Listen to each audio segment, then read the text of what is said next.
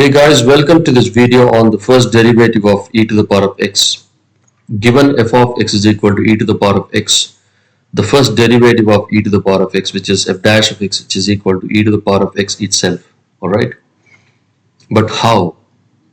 And here we use e here. This e is considered a special constant, which is the Euler's constant, which is approximately equal to 2.72 until 3 significant figures. But in most cases, we just use e exactly, all right, as an exact value.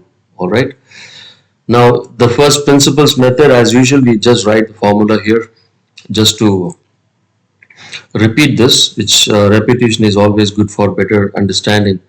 So f dash of x is equal to limit h tending to 0 f of x plus h minus f of x divided by h. In this, we just replace f of x plus h and f of x, which is e to the power of x plus h minus e to the power of x in the numerator. Alright. As we mentioned before, we cannot use the limit directly because the denominator becomes 0. So therefore, we try to do some algebraic manipulation on the numerator. So I use one of the properties of exponents to write this e to the power of x plus h as e to the power of x times e to the power of h minus e to the power of x. And we could just factor the numerator. We have e to the power of x as the common factor, and e to the power of h minus 1 divided by h remains as it is. Alright. So now we have on the numerator, we have a complete product, which is e to the power of x times e to the power of h minus 1 divided by h.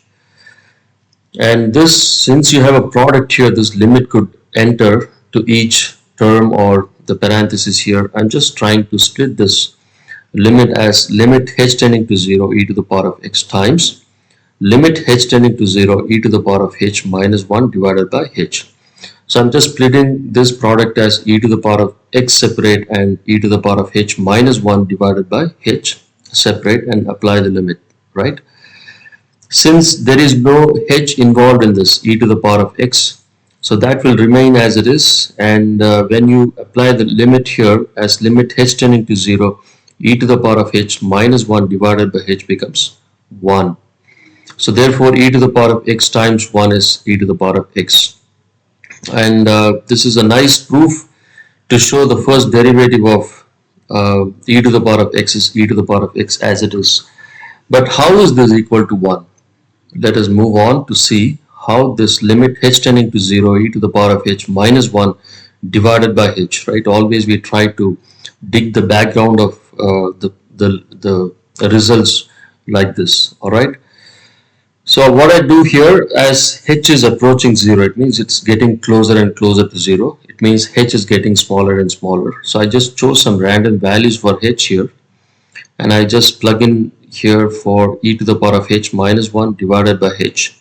And e is a constant, it's a number, it's an irrational number. So therefore, just h to be replaced with each value that I use here. Therefore, when I use h is equal to 0.1, the result of e to the power of h minus 1 divided by h is 1.05. Likewise, I'm just using different values of x getting closer to 0.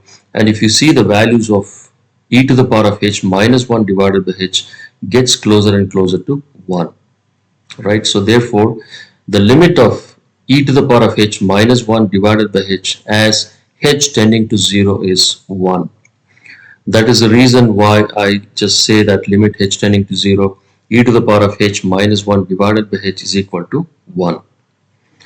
I hope this explanation was clear and I hope you understood. Please do subscribe my channel if you want to support my channel, and I will see you all in my next video. Thank you for watching.